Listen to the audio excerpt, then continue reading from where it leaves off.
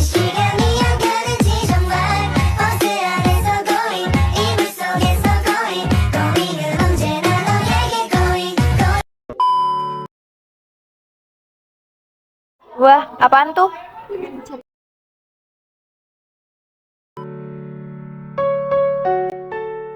Pengertian rekonteks. What is rekonteks? Definisi rekonteks adalah jenis teks bahasa Inggris yang menceritakan kembali kejadian atau peristiwa di masa lampau. Cerita tersebut dapat berupa aksi atau aktivitas sebelum seseorang menuliskan teks. Purpose of recontext. Ada beberapa tujuan dari recontext, yaitu 1. Memberikan informasi pada pembaca, 2. Menghibur pembaca, 3. Merefleksikan suatu hal, 4. Mendokumentasikan pengalaman penting, 5. Mempelajari sejarah. Karakteristik of recontext. Recontext memiliki dua ciri utama, yaitu 1. Dalam rekonteks, tidak ada konflik yang diceritakan oleh penulis, berbeda dengan teks naratif bahasa Inggris yang memiliki konflik pada strukturnya. 2. Selalu ada urutan cerita serta kronologis, misal ada cerita di hari pertama, di hari kedua, dan seterusnya. Struktur of recontext. 1. Orientation. Isi dari orientation adalah informasi mengenai tokoh atau karakter, lokasi, waktu kejadian, and the series of event. Kamu familiar dengan kata events? Yes, event adalah kejadian, sedangkan series berarti rangkaian.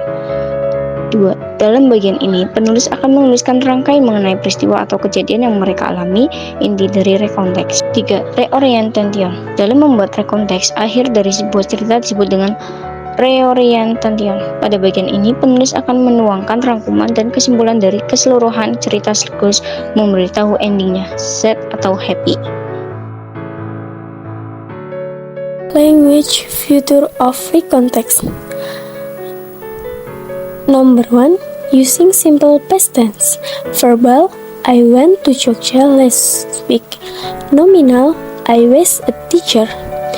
Number 2. Using specific participant. Contohnya antara lain Istanbul Airport, Borobudur Temple, Muara Angke, Gyusan Ulun Museum. Number 3. Using personal participant. Personal participant contohnya seperti I, my group, my friends, dan sebagainya. Number 4. Using action verb. Contohnya first, we visited Parangtritis Beach. Number 5. Using linking verb. Contohnya be, become, seem, appear, grow. Number 6. Using chronological connection atau sequence connective. Contohnya then, next, in the end, in the addition, dan lain sebagainya. Number 7. Using conjunction.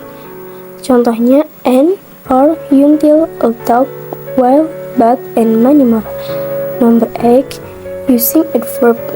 Contohnya extremely, carefully, slowly, dan sebagainya. Number 9. Using adverbial property. Contohnya Camelia found her book in the classroom. Number 10. Using time connectives and sequence connective. Contohnya before, after, then, first, second, third, finally, at last. Types of recontext. 1. Personal recontext. Personal recontext adalah salah satu jenis teks yang bertujuan untuk menceritakan mengenai pengalaman pribadi penulis. 2. Factual recontext. Factual recontext merupakan cerita untuk menyajikan laporan terkait peristiwa yang terjadi berdasarkan fakta atau benar-benar terjadi. 3. Imaginative recontext. Imaginative recontext adalah teks yang biasa digunakan seseorang sebagai cerita dari peristiwa imajinatif yang dialami oleh seseorang. 4. Historical recontext. Historical recontext adalah bentuk recontext yang isinya menceritakan peristiwa sejarah. Example, recontext. A trip to the National Zoo and Aquarium. Yesterday, my family and I went to the National Zoo and Aquarium to visit the new snow cubs and the other animals. In the morning, when we got to the zoo and aquarium, there was a great big line, so we had to wait a while to get in. After we entered the zoo, we went straight to the enclosure for the snow cubs. My brother and I were so excited to see them. They were so cute and playful.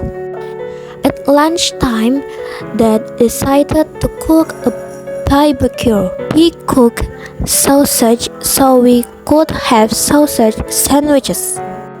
Mom forgot the tomato sauce, so we had to eat them plain. In the afternoon, we visited the aquarium.